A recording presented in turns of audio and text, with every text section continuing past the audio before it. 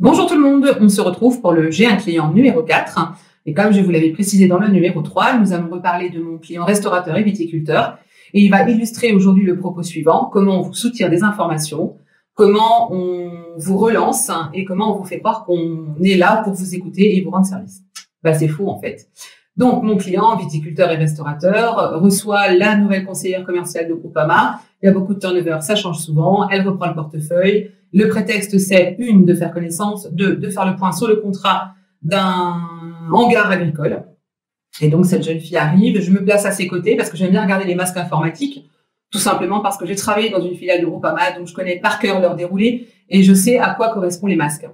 Évidemment, on est dans un argumentaire conversationnel. Donc, ce mot barbare pour vous dire qu'en fait, on vous fait une conversation, on échange comme ça. Vous avez l'impression que c'est à bâton rompu. En fait, c'est pour vous soutirer de l'info. Et ça démarre fort puisqu'elle va lui demander le nom, le prénom de sa fille aînée, qui est majeure, qui habite à 500 km et qui est chef d'entreprise et qui n'est pas cliente de Groupama. Et naturellement, comme la majorité des gens, mon client répond aux questions. Donc, donne les coordonnées de sa fille, le mail, le nom de sa boîte, etc., etc. Quand même, au bout d'un moment, j'interroge d'abord mon client en lui demandant s'il trouve ça normal de donner autant d'informations sur sa fille qui n'est pas cliente, je le rappelle, et du coup, ça l'interpelle. Et je regarde la conseillère commerciale en lui expliquant gentiment que je sais que les informations soutirées, c'est pour alimenter le fichier de Groupama Banque.